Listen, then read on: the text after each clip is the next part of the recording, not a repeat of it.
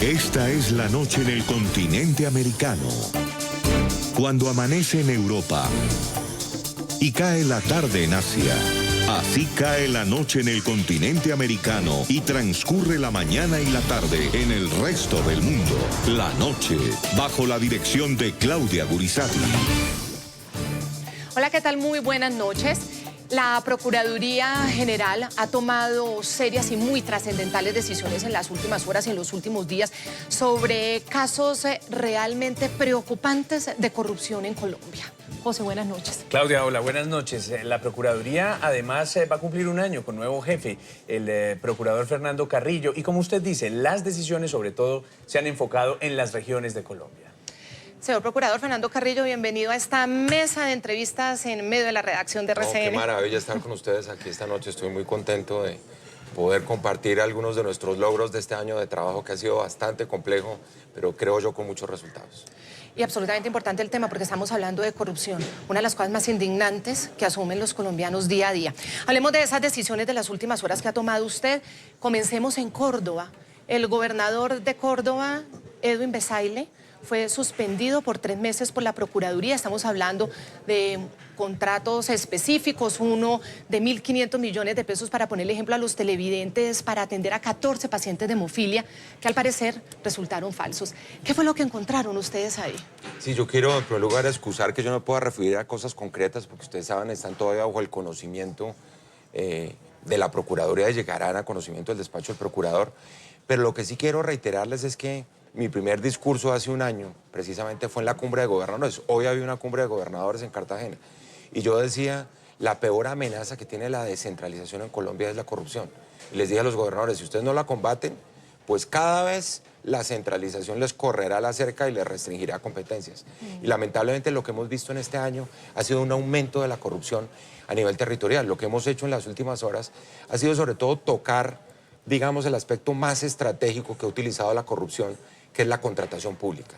Y la contratación pública de los más vulnerables, que es lo que más le duele a la ciudadanía y, por supuesto, a los organismos de control. Siempre la contratación pública o de los pobres, o de los enfermos, o de los programas sociales, o de los niños.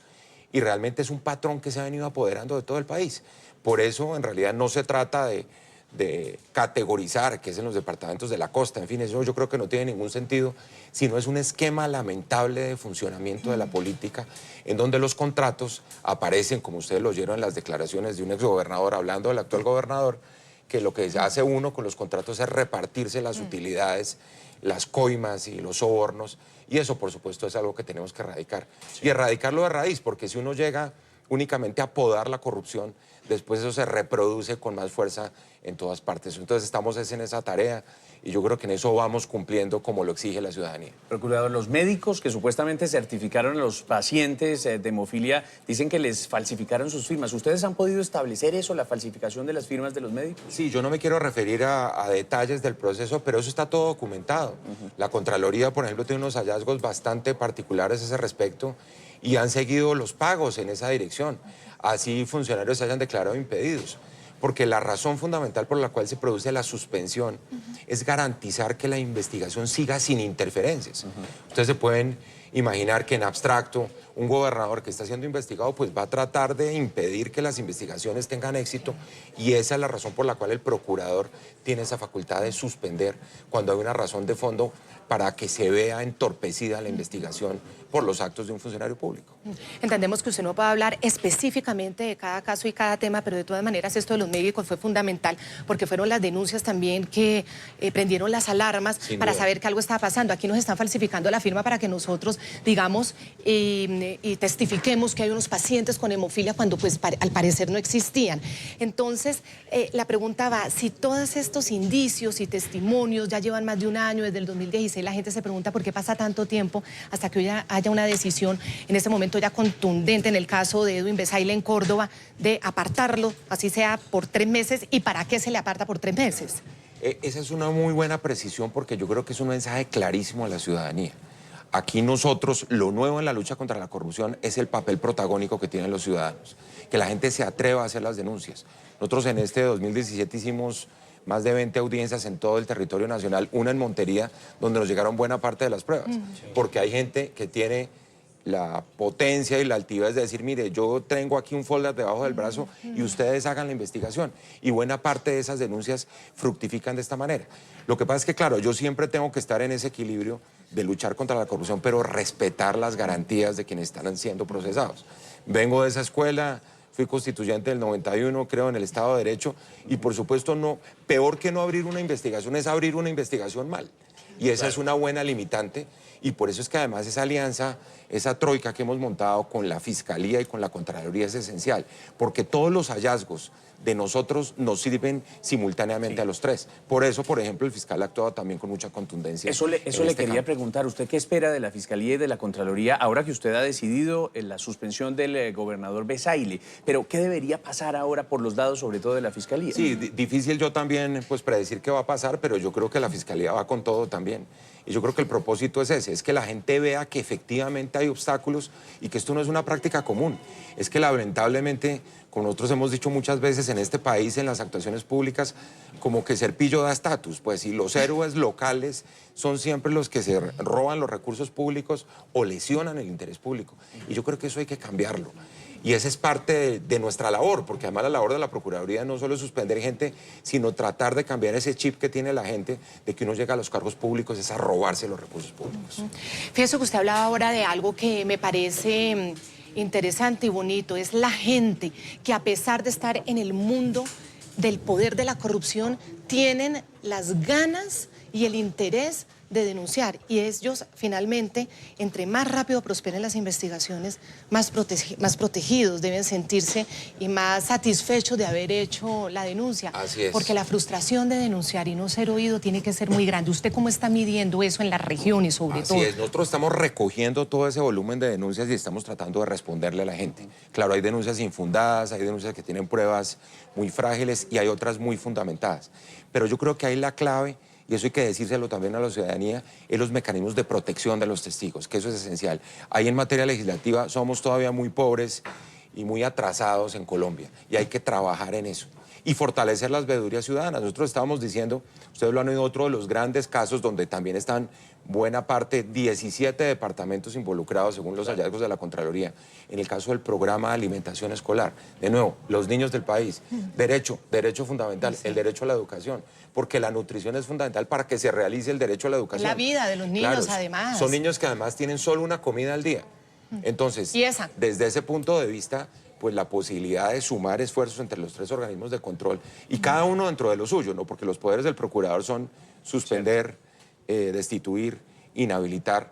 Los poderes de la Fiscalía pues tienen que ver con el tema de la libertad de la gente, y la Contraloría pues le cae al bolsillo con el control fiscal. Entonces realmente son tres organismos muy complementarios en esta tarea. Procurador, antes de que hablemos, y seguramente tendremos ocasión de hacerlo, de los planes de alimentación escolar, déjeme preguntarle por esa denuncia que ha hecho también Alejandro Lions respecto de los 4.000 millones de pesos que pudieron entrar a la campaña del gobernador suspendido Edwin Bezaile.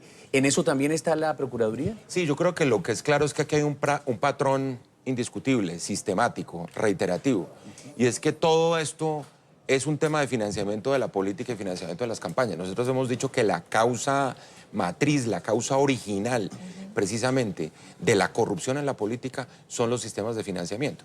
Como el financiamiento público, digamos, funciona a marchas forzadas en Colombia, pues lo que hacen los políticos es simplemente estar durante los 4 años de su periodo buscando recursos para financiar su próxima campaña o financiar a sus amigos por la vía de la contratación pública, que yo insisto, ese es como el carcinoma fundamental que hay que atacar. El bisturí hay que ponerlo ahí, en la contratación pública. Y la contratación pública, repito, de los más desvalidos, que es como una costra que se le pega a las administraciones públicas centrales y territoriales. Edwin Bezaile nos lleva indudablemente a Alejandro Lions, su antecesor, porque Alejandro Lions en ese momento también está testificando, como dice José Manuel, no solamente en contra de Bezaile, sino que también Alejandro Lions ha sido el gran protagonista de esa terrible noticia de corrupción que fue el cartel de la hemofilia, que le costó al país más de 40.000 millones de pesos. Esta noche tenemos primicia en Noticias RCN y La Noche, José Manuel, sobre ese tema. Alejandro Lions no solo es protagonista por el cartel de la hemofilia, hemos descubierto algo. Claudia, estamos hablando de 9 contratos que suman alrededor de 122.000 millones de pesos. Tenemos los contratos y Jefferson Beltrán, le quiero preguntar, ¿de qué son los contratos? ¿Para qué son? José Manuel, son multimillonarios contratos. Uno de ellos, por ejemplo, alcanza la cifra de los 47.561 millones de pesos y tienen que ver con proyectos de investigación en temas agrícolas y tecnológicos. Las indagaciones de la Procuraduría sobre estas contrataciones comenzaron hace cerca de un año. La Procuraduría General de Colombia trabaja de la mano con un grupo élite de investigadores en la revisión de toda la contratación realizada durante la gobernación de Alejandro Lyons en Córdoba desde el 2012 hasta el 2015. Noticias RCN y el programa La Noche conocieron la extensa investigación y la cantidad de convenios que, de acuerdo con el Ministerio Público, presentan supuestas irregularidades en la ejecución de recursos. Tan solo en el año 2013, la Procuraduría halló un total de 9 contratos con irregularidades, celebrados a través de proyectos de ciencia, tecnología e innovación.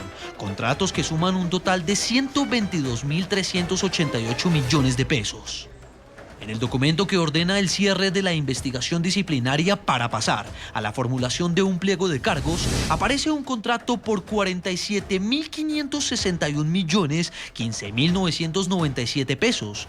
Este fue celebrado entre el Departamento de Córdoba a cargo de Alejandro Lyons y la Corporación Nacional de Investigación y Fomento Forestal, la Corporación de Tecnologías Ambientales Sostenidas, con el objetivo de desarrollar un proyecto para mitigar los efectos de los TLC en el departamento. Otro convenio en el que el Ministerio Público puso su lupa y halló supuestas irregularidades tuvo un valor de 36.220.286.744 pesos de los cordobeses. El proyecto tenía como objetivo lo que llamaron fortalecimiento de la cultura ciudadana y democrática en ciencia, tecnología e innovación a través de la investigación, y fue firmado con Jaime Alberto Prado, quien aparece como representante legal de la Corporación Unificada Nacional de Educación Superior, CUN. Asimismo, aparecen otros contratos para diseño de estudios en infecciones y salud tropical, también para el manejo de artesanías y el manejo de sistemas agroforestales. El exgobernador Alejandro Lyons adelanta un proceso de colaboración con la justicia colombiana y firmó un principio de oportunidad con la Fiscalía, el cual establece la devolución de 4.000 millones de pesos como reparación patrimonial. Un hecho que genera fuerte polémica, teniendo en cuenta que a Lyons se le investiga por un desfalco a la gobernación de una cantidad de recursos mucho mayor a 4.000 millones, de acuerdo a las investigaciones tanto de la Procuraduría como de la Fiscalía. Otra de las cosas que supimos también en primicia y en exclusiva aquí con nuestros periodistas de la redacción de Noticias RCN y de La Noche es que la etapa de investigación por estos contratos que suman cerca de 120.000 millones de pesos, contratos multimillonarios, esa etapa de investigación ya quedó cerrada. Señor Procurador Fernando Carrillo, ¿cuál es el siguiente paso cuando ustedes ya cierran la etapa de investigación? Sí, estamos a punto de tomar determinaciones en ese campo. Fíjense que es crucial también entender que una cosa es la respuesta ante la justicia internacional, por ejemplo. Una cosa es el respeto profundo que tenemos nosotros hacia las actuaciones de la Fiscalía, pero es que resulta que hay una intervención que es de la Procuraduría que es fundamental al derivar responsabilidad disciplinaria de quienes han sido funcionarios públicos. Es que nosotros no podemos permitir que quien se ha robado recursos públicos, afectado la moralidad y el patrimonio público, quiera aspirar después otra vez a quedarse de nuevo con recursos públicos, y ahí es donde con el cierre de la investigación pues vendrán los pliegos de cargos, las acciones disciplinarias y tengan la seguridad de las acciones más contundentes de la Procuraduría en materia disciplinaria. Claro, pero vea, Procurador, creíamos haberlo visto todo cuando hablamos del cartel de la hemofilia y resulta que hay más contratos de otros temas, como lo acabamos de ver, que también están bajo la lupa de la Procuraduría. ¿Será que allí también vamos a llegar a una verdad judicial y disciplinaria pronto? Yo estoy seguro que sí. José Manuel, nosotros tenemos en este momento un grupo de élite trabajando en Montería. Yo creo que se trata de transversalmente revisar todos y cada uno de los contratos. Cuando uno de estos señores dice públicamente que ellos se repartían toda la contratación, pues evidentemente lo que hay que revisar es toda la contratación. Nosotros hemos hecho un cálculo que puede ser todo un cálculo sumamente tímido y estamos hablando de 150.000 millones de pesos. ¿Y en eso también están con Fiscalía y Contraloría? Así es, precisamente hablando con el Contralor. 150.000 millones de pesos en estos contratos distintos a hemofilia. Así es, no, la hemofilia incluida. De lo que tenemos documentado en este momento, hablando con el Contralor hace unos días me decía, esa es la cifra correcta, yo la había mencionado, un poco haciendo los cálculos de lo que tenemos a nivel de investigación. Pero terminaron siendo más dineros por el lado de todas esas asistencias técnicas difíciles de comprender, difíciles de entender, enredadas, los cuadros que acabamos de ver, que tampoco se puede explicar exactamente para qué eran, y suponemos que ustedes hayan encontrado algún tipo de indicio de irregularidad para precisamente ya dar por cerrada esta etapa y llamar al siguiente paso. Es que fíjense ustedes lo perverso que es el sistema, porque eso es del Sistema Nacional de Regalías o del Sistema General de Participaciones, que se supone que hay unos recursos del Estado que tiene que repartírsele a las regiones, y lo que se le está repartiendo a las regiones termina siendo nutrición, pero para la corrupción. ¿Y el país puede esperar una decisión concreta en este caso de estos contratos multimillonarios cuándo? Pronto, precisamente para que maduren los procesos disciplinarios, nosotros necesitamos unos 6, 8 meses desde el momento en que iniciamos las investigaciones, el periodo probatorio, pero que iba a dar muchos resultados. En el caso del PAE, por ejemplo, que es algo muy parecido, el Programa de Alimentación Escolar, tenemos 152 investigaciones disciplinarias. Eso de por sí es un universo grandísimo. Les decía, la Contraloría, hallazgos en 17 departamentos, nosotros igualmente donde hemos descubierto, por ejemplo, la cartelización y hemos dicho con nombre propio quiénes están ahí al frente de ser los beneficiarios de esa contratación que es corrupta desde la entraña. Claudia, volvamos a hablar del tema de los hemofílicos, que duele muchísimo. Hemos hecho, usted lo sabe, seguimiento permanente, procuradora, aquí en Noticias RCN, de esos casos dolorosos de los pacientes que dejaron de ser atendidos por cuenta de que los exgobernadores y los gobernadores y los políticos de turno se les robaron la plata fingiendo atender de verdad a los hemofílicos. Uno de esos casos que más nos conmovió tiene que ver con un niño. Jefferson Beltrán nos resume esta historia dolorosísima. José Manuel, mientras en la gobernación de Córdoba desfalcaron unos 44.000 millones de pesos con falsos enfermos, los verdaderos pacientes sufren todavía con la falta de tratamientos. Uno de ellos es Jaime. Él busca curarse con tratamientos caseros porque gracias a la corrupción no puede acceder a la droga que él necesita.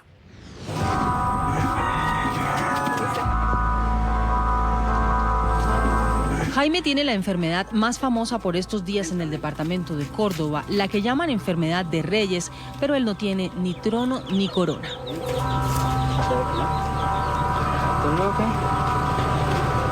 Tener hemofilia ha sido un dolor demasiado fuerte.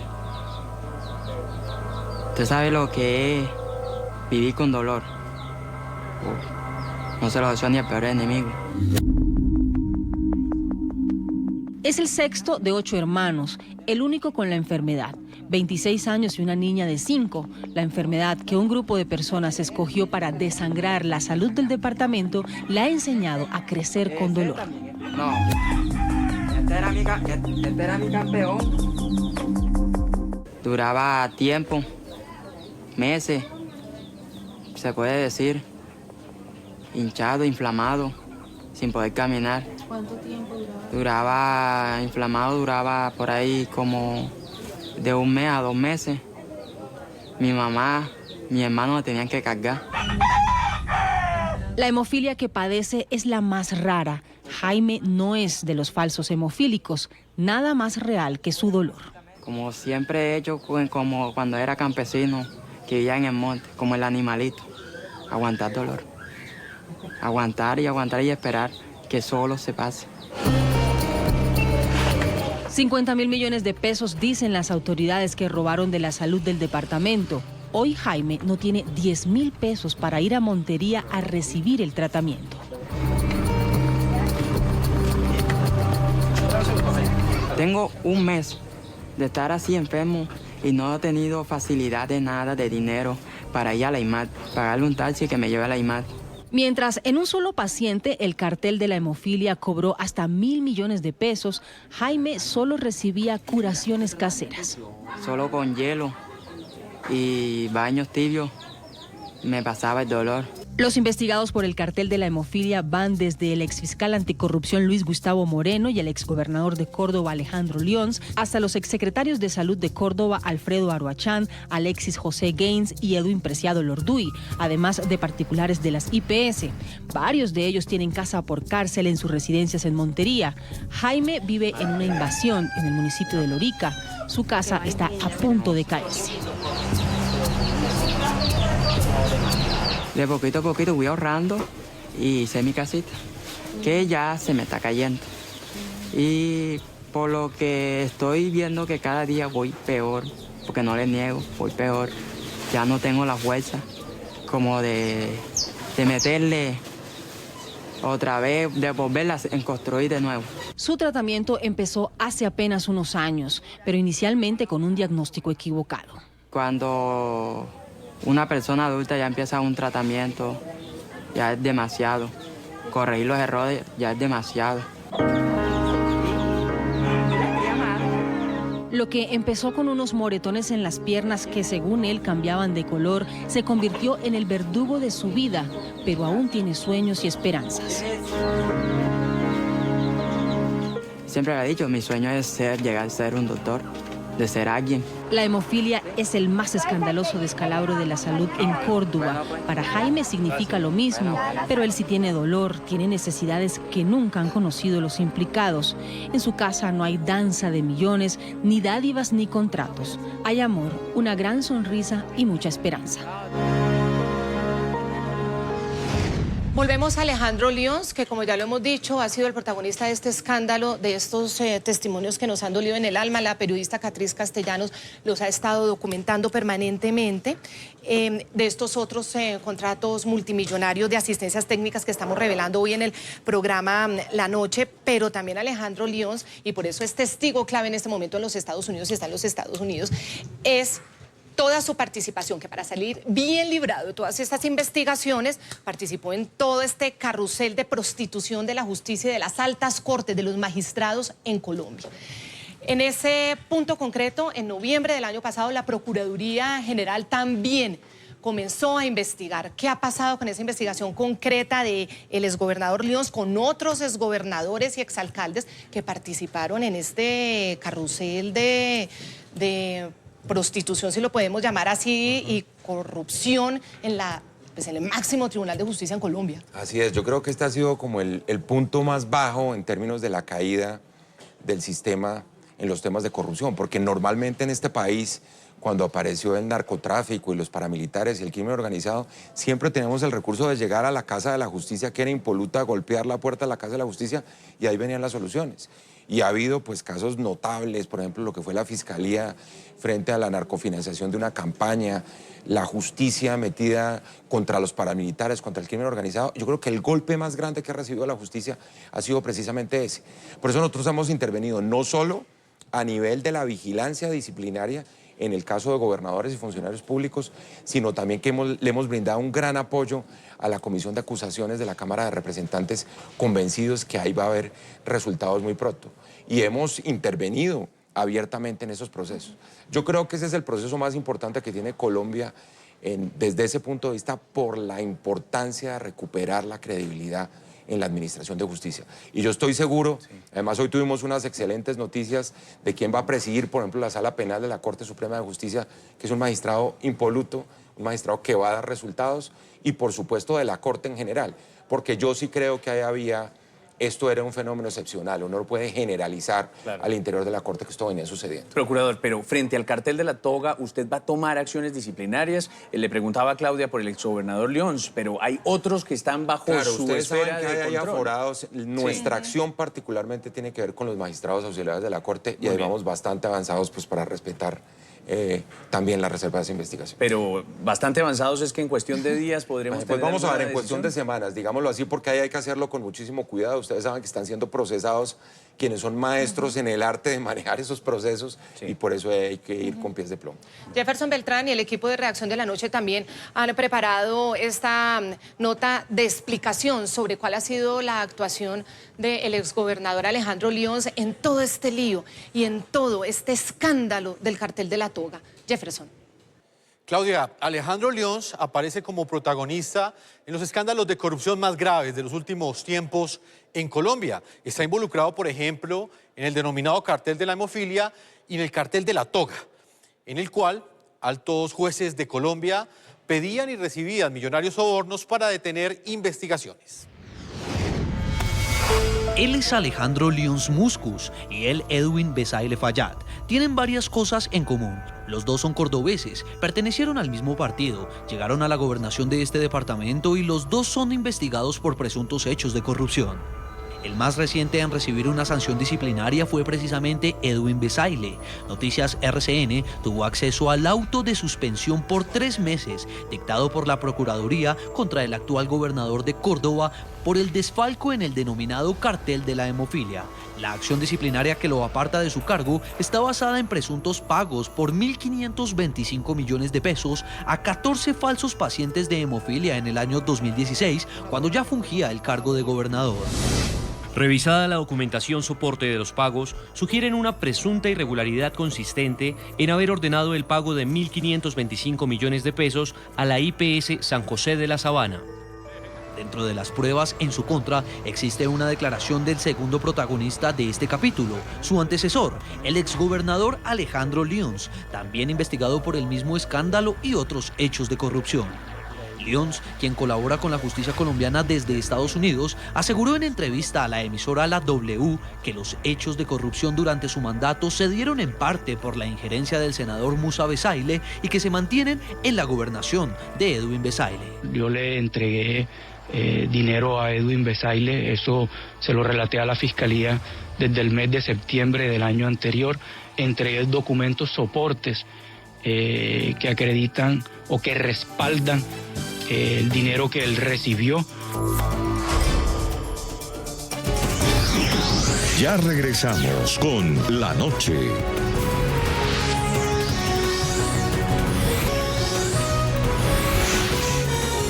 Continuamos con La Noche.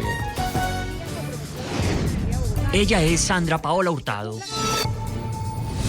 Fue diputada del Quindío y posteriormente gobernadora del mismo en el periodo 2012-2015. En la actualidad, Hurtado es candidata a la Cámara de Representantes por el partido Cambio Radical. Sin embargo, el futuro de esa aspiración es incierto.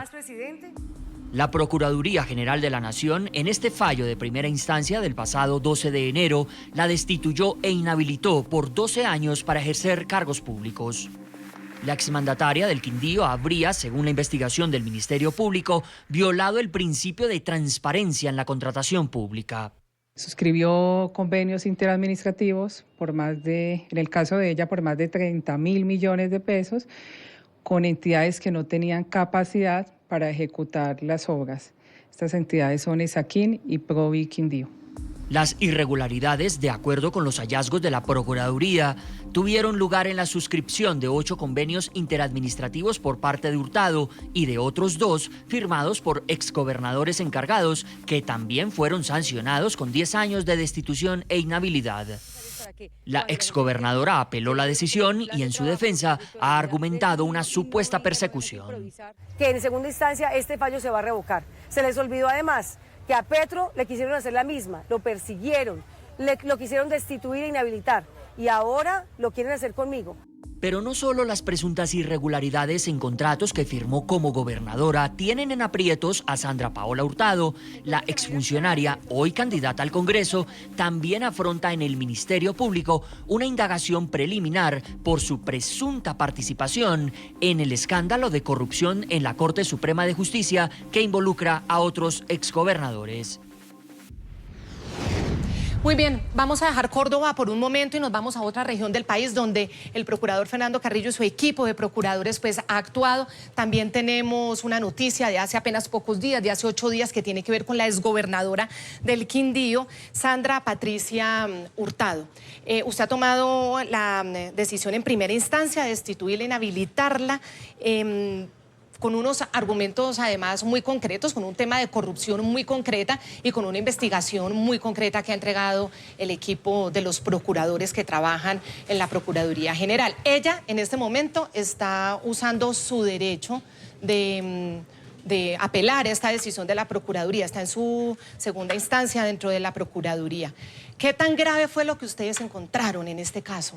Bueno, como ustedes saben, aquí ha sido una Procuraduría delegada la que estaba al frente. Yo tengo que respetar también las decisiones de quien tiene total autonomía para tomarlas y vendrán otras instancias de apelación. De hecho, esa decisión ya ha sido recurrida, pero de nuevo el patrón tiene que ver con la contratación pública, que es lo grave que se presenta en este conjunto de situaciones. Y tiene que ver además con la necesidad de demostrarle a la ciudadanía Y ahí insisto en algo que ya mencionábamos anteriormente de la capacidad de denuncia, que ha habido denuncias de la sociedad civil, de veedurías ciudadanas, incluso de personas que están hoy en el gobierno de ese departamento, que están prácticamente maniatados por lo que sucedió en el pasado, porque toda la contratación quedó monopolizada en determinadas manos. Eso, por supuesto, lo estamos documentando, hay un acervo probatorio muy fuerte, pero aquí lo clave es enviarle el mensaje a la ciudadanía.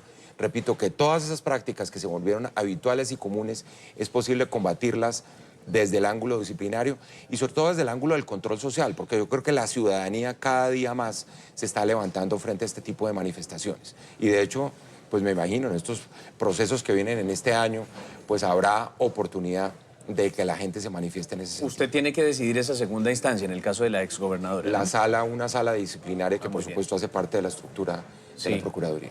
Procurador, dicen que esto hace parte de una persecución política suya en contra de algunos grupos específicos y le menciono a Cambio Radical. Sandra Paola Hurtado es candidata a la Cámara de Representantes en el departamento del Quindío. ¿Está usted haciendo persecución política en contra de Cambio Radical? Yo creo que ese es un argumento tan poco serio, basta ver la solidez de la argumentación y de la actuación de nuestra procuradora delegada. Nuestra procuradora delegada, la que ha tomado estas determinaciones, no es solo una gran experta en derecho disciplinario, es una persona íntegra en el sentido de la palabra, como para poner en entredicho pues, su honorabilidad y su ética, que ha sido una de las banderas que precisamente hemos tratado de recuperar en esta Procuraduría, porque yo creo que lo que hay detrás de todo esto es eso, ¿no? Aquí ha habido patrones de comportamiento en Colombia en donde la ética pública y la ética ciudadana no importa.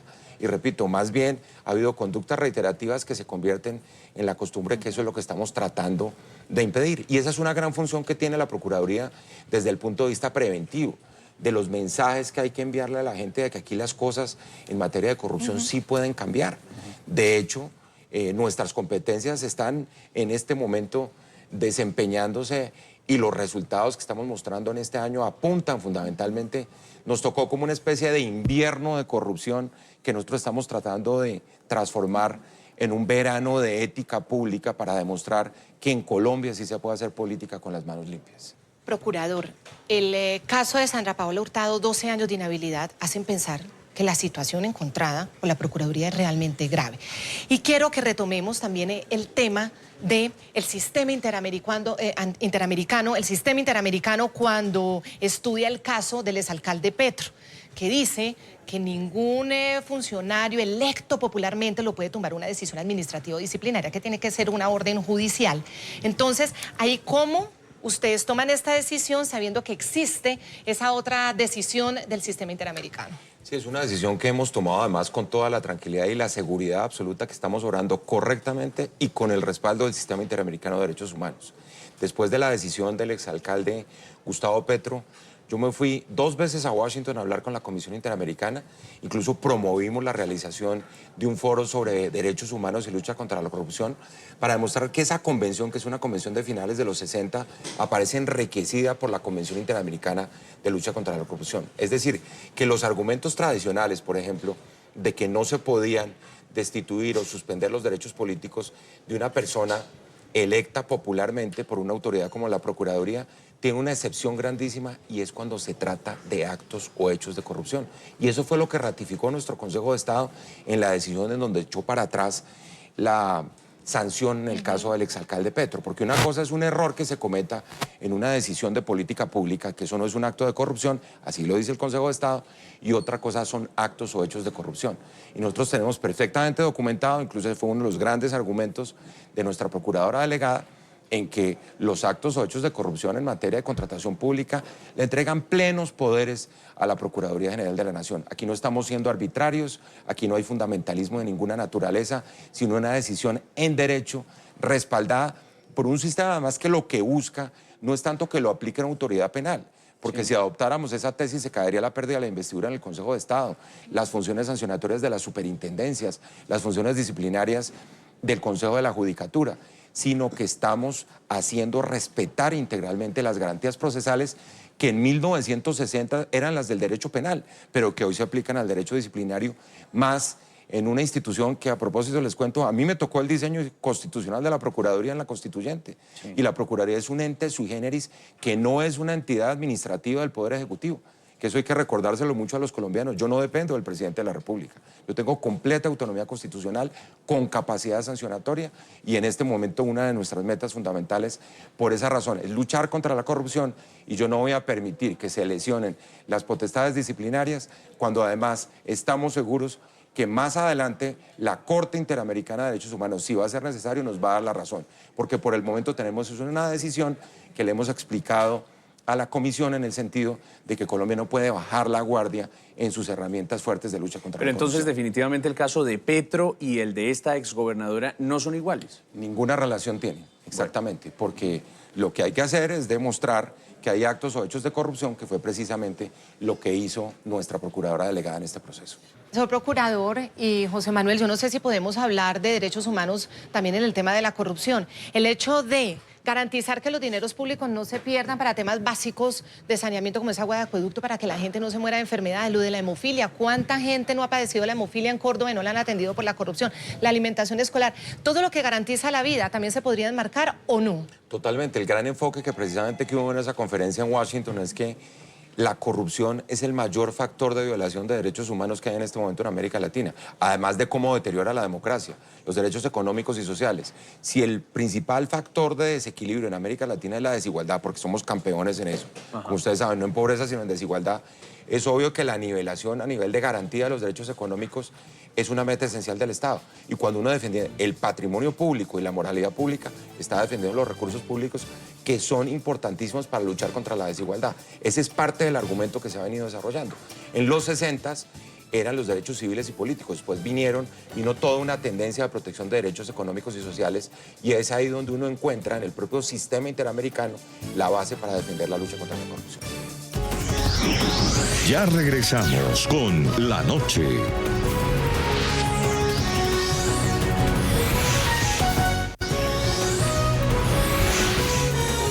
Continuamos con La Noche. Claudia, procurador, si les parece, cambiemos de tema y vamos a otro de los escándalos de corrupción más grande de los últimos años, el de Odebrecht. Y particularmente quiero preguntarle por Roberto Prieto, el exgerente de las campañas presidenciales de Juan Manuel Santos. Usted ha dicho que él con frecuencia confunde la inmunidad con la impunidad. Y le quiero preguntar, ¿qué está haciendo usted como procurador para que Roberto Prieto no quede ni inmune ni impune? Sí, nosotros lo que hemos hecho, y lo digo también con total objetividad, ha sido poner el bisturí en las relaciones que él, como persona que tuvo funciones públicas, desempeñó con el sector privado. Porque además yo creo que una de las grandes doctrinas que hemos puesto en marcha en esta Procuraduría es que nosotros investigamos no solo a los funcionarios públicos, sino también a algunos particulares que cumplen funciones públicas o que manejan recursos públicos. En el caso de Odebrecht, por ejemplo, hemos llegado a los ejecutivos brasileños. Nosotros hemos sido quienes hemos iniciado investigaciones que todo el mundo dice, bueno, ¿y qué le importa una sanción de la Procuraduría a un ejecutivo brasileño? No, es que lo vamos a inhabilitar para volver a contratar, que ha sido parte de nuestra lucha, que aquí hay esquemas societarios en función de la promoción de la corrupción, que son transnacionales además. En este caso se trata de eso, de demostrar que una persona que cumple funciones públicas, así sea eventualmente un particular, le está haciendo un daño de nuevo al patrimonio público y a la moralidad pública. Y que el tráfico de influencias en un momento dado, por concentración de la contratación, pues también es una conducta disciplinable porque hay recursos públicos en muchas entidades del Estado donde presuntamente, y subrayo eso para no tener problemas después, intervinieron sociedades de las que él pudo ser parte en un momento dado. Pero tenga la certeza que en esas investigaciones vamos adelante y vamos con mucha fortaleza también. Es que la sensación también, y uno lo escucha mucho, no solamente de analistas, sino de la gente, es que en el caso de Roberto Prieto las investigaciones iban más lentas. El tema y el escándalo de Market Medios, que es esa empresa de la familia de Prieto que contrató tanto con la Cancillería, el escándalo de la contratación para la Cumbre de las Américas, y se percibe lento el tema de Prieto. Sí, yo creo que pues, la Fiscalía ya ha tomado unas acciones, ustedes lo han visto recientemente, nosotros seguimos con nuestras acciones disciplinarias y repito, como es toda una teoría que se está consolidando desde el punto de vista disciplinario y que es muy importante, de que cuando hay recursos públicos también caen los poderes disciplinarios de la Procuraduría, pues vamos adelante, vamos con paso firme y seguro.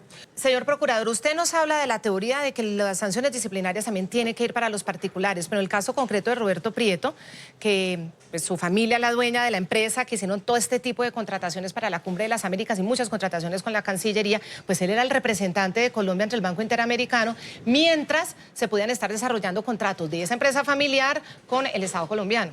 Sí, de nuevo, pues yo tengo que aclarar mi individuo para opinar sobre eso porque hace parte de la investigación. Pero lo que sí les digo es que cuando hay manejo de recursos públicos hay responsabilidades disciplinarias. Procurador, pero hablando de los tiempos que le mencionaba ya Claudia, da también la impresión de que la Procuraduría va a un ritmo y la Fiscalía a otro. ¿Eso es así?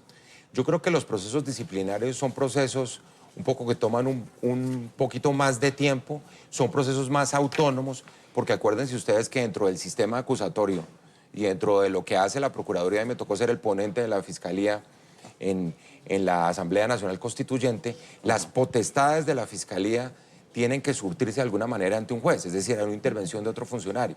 En el caso nuestro tenemos un poder disciplinario que lleva necesariamente a la suspensión, a la destitución o a la inhabilidad, que por supuesto puede ser controvertido ante la jurisdicción contencioso administrativa, pero por ser decisiones, digamos, más drásticas para los funcionarios públicos, aunque son disciplinarias o no penales, toman un poco más de tiempo. Esa es la realidad. El caso de Odebrecht, pues obviamente abarca a muchísimos funcionarios, exfuncionarios públicos. Hay un caso concreto que es el de las exministras de Transporte y su pareja, la exministra Gina Parodi de Educación. En la Procuraduría avanza una investigación a propósito de la firma de un COMPES, el COMPES que le da viabilidad económica a la muy polémica adición para hacer la vía Ocaña-Gamarra. ¿En qué estado está esa investigación, señor Procurador? No, estamos en la recolección de pruebas, que ustedes saben es fundamental porque es en la etapa probatoria donde se le da el fundamento a las decisiones disciplinarias. Por supuesto, de nuevo no me puedo referir a ello, pero tengan la certeza que esa es una de las líneas de investigación en donde también avanzamos con mucha firmeza. Procurador, pero en caso de que lleguen a establecer esa responsabilidad disciplinaria, ¿cuáles son las faltas que habrían cometido eventualmente esas dos exministras? Sí, eso hace parte, por supuesto, de la investigación. Bien. Pero no tienen línea de investigación, se investiga por estos delitos o como hace la Fiscalía, No, sí, se investiga por estos delitos y ustedes investigan por estas faltas disciplinarias. Fundamentalmente por el tema de conflicto de intereses, para decirlo pues con claridad. Claro, vamos a explicarle a los televidentes por qué el conflicto de intereses, porque finalmente la motivación de ese COMPES para dar la viabilidad económica a esa polémica vía tiene que ver con poder generar el desarrollo portuario de Gamarra en las orillas del río, y parte de esos terrenos pertenecen a la familia Parodi. Efectivamente, es allí donde se puede presentar el conflicto de interés entre las dos exministras que firmaron ese famoso y polémico COMPES. Otra zona del país, señor Procurador, basado en todo este tipo de noticias también de las últimas horas y porque usted en ese tema, su despacho el año pasado fue muy juicioso, es en Cartagena. Sí. La Fiscalía General de la Nación en las últimas horas acaba de ordenar la evacuación de 16 edificios, estamos hablando de centenares de apartamentos porque no se cumplían las normas urbanísticas y de seguridad de los habitantes, estaban en riesgo si seguían ahí. Usted ha tomado decisiones en el caso del exalcalde de Cartagena. Él es Manuel Vicente Duque, preso actualmente. Desde el punto disciplinario, esas fallas tan graves que encontraron ustedes por parte del alcalde que estuvo suspendido, que por ahora pues esa suspensión pues está en vilo, ¿qué ha pasado? Claro, esta es la forma como se hacen patente las nuevas formas de corrupción en Colombia. Porque veníamos con la contratación pública, con el financiamiento de los partidos, pero pareciera de nuevo que es en los temas urbanos donde ha florecido la nueva corrupción en el país, que tampoco es tan nueva.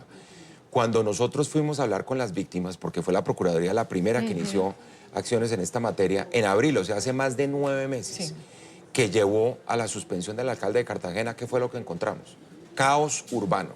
Y caos urbano que era aprovechado, por supuesto, por quienes suelen quedarse con los recursos públicos y saltarse todos los controles. El caos supone que nunca había control urbano y que resulta que los puestos más apetecidos eran los de las curadurías y las entidades de control urbano del distrito de Cartagena. Por eso fuimos tan contundentes en el caso del alcalde, que al comienzo nos dijeron, no, pero es que ahí no hay ninguna responsabilidad. Y lo que después viene a descubrir la Fiscalía es que había un esquema criminal de comportamiento en relación con esas edificaciones.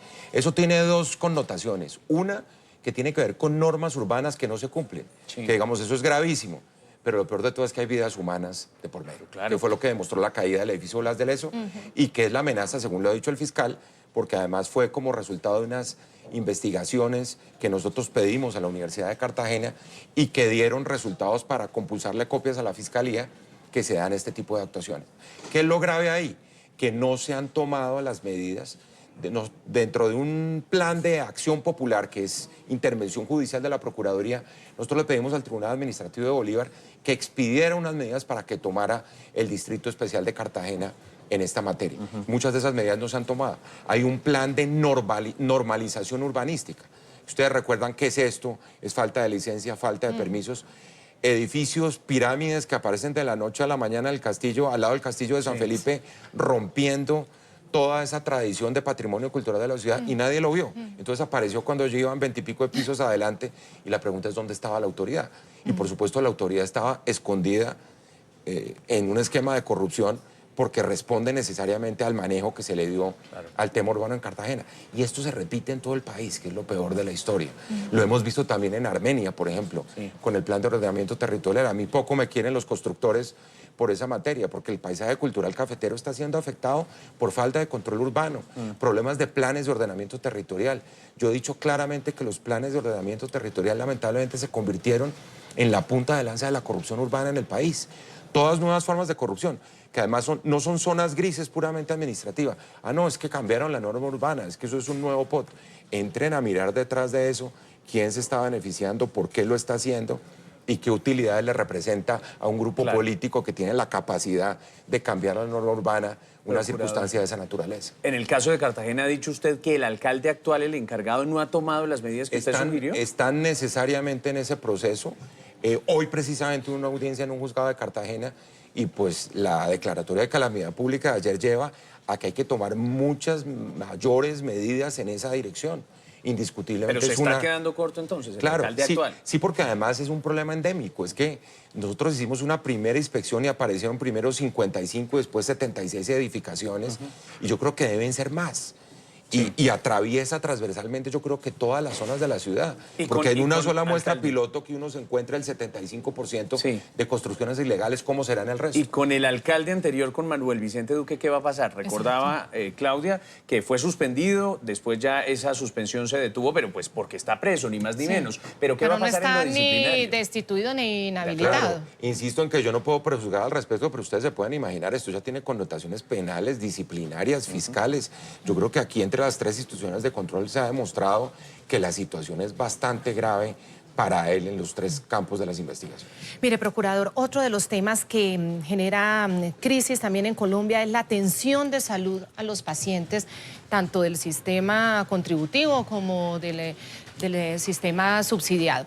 El tema de la EPS Medimás se salió de las manos. Medimás es una EPS muy importante en Colombia por la cantidad de usuarios que tiene que atender. Ustedes recopilaron cantidades de quejas de esos usuarios. Ustedes tienen en suspensión al superintendente de salud por haber permitido esa operación.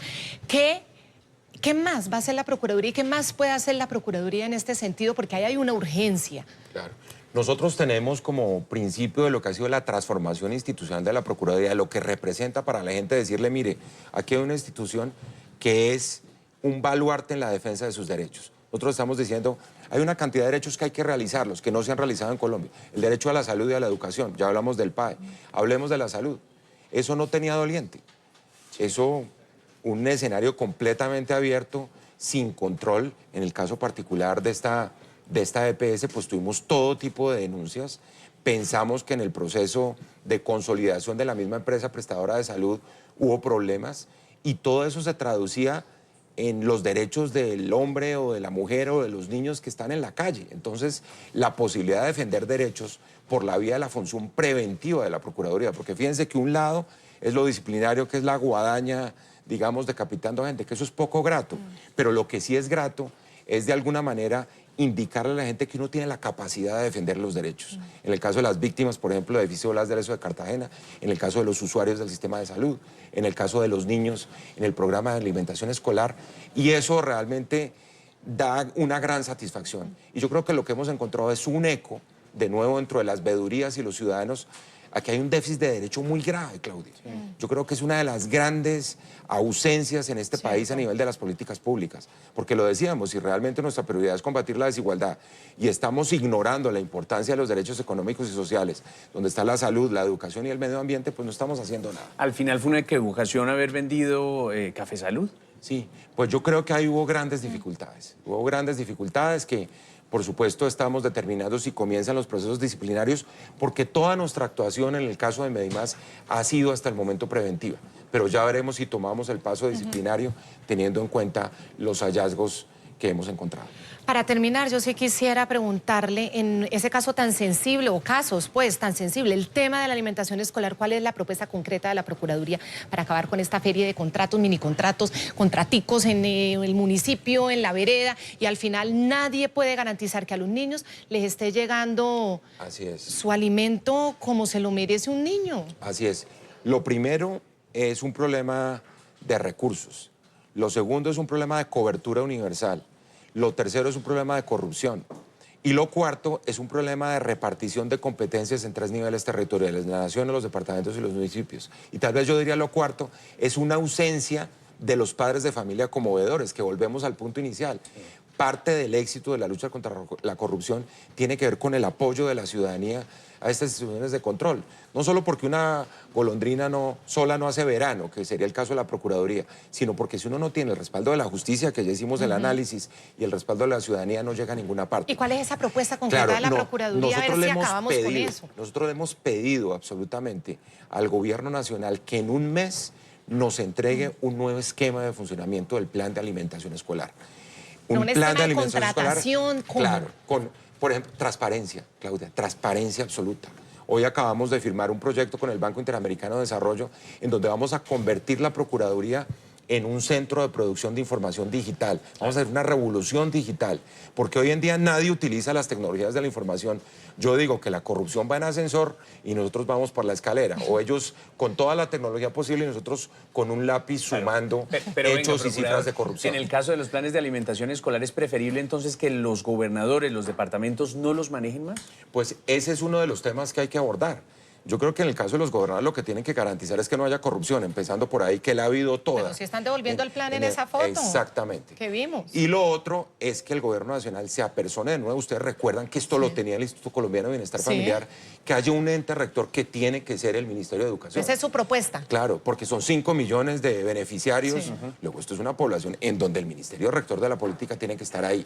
Nosotros hemos combinado que en un mes haya una propuesta, pero yo creo que la solución es transparencia en la contratación, es lucha contra la corrupción a nivel departamental, que los recursos lleguen a tiempo y que haya una cobertura universal en el caso de la nutrición infantil. Pues la conversación ha estado interesante, ha estado profunda. Nosotros queremos agradecerle mucho, señor Procurador Fernando Carrillo, que haya venido antes de la rendición de cuentas públicas, más o menos a hacerla aquí a esta mesa de entrevistas de la sala de redacción de Noticias RCN y del programa La Noche. Y lo despedimos también preguntándole qué es lo más difícil en este trabajo contra la corrupción. Cambiar la cultura de este país en materia de corrupción. Yo les digo, es que así como en el lema, dándole la vuelta al lema educativo, aquí Serpillo sí paga. Y eso es muy grave, porque aquí no hay controles sociales. Serpillo paga. ¿Cómo hacemos para que el IOS no devuelva 4.000 millones, sino ojalá devuelva los 120.000 o los 140.000 que acabamos de ver? Esa es la gran pelea que tenemos pendiente y es la devolución de los bienes de los corruptos. Nosotros vamos a adelantar en este 2018 muchas acciones en ese campo. ¿Pero hay forma, por ejemplo, de cambiar ese principio que firmó con la Fiscalía, que devuelva más? Pues yo creo que el propio fiscal ha señalado que hay que comenzar a repensar ese principio de oportunidad y hay que pensar en la recuperación del daño al patrimonio público, y eso se hace recuperando los bienes que se han robado los corruptos y no devolviendo 3 pesos cuando se han robado 3.000 o 300. El negocio les queda redondo. Así es. Muy bien. Procurador, gracias. No, mil gracias a ustedes. Qué gran gusto haber estado aquí con ustedes. Los esperamos en nuestra próxima emisión.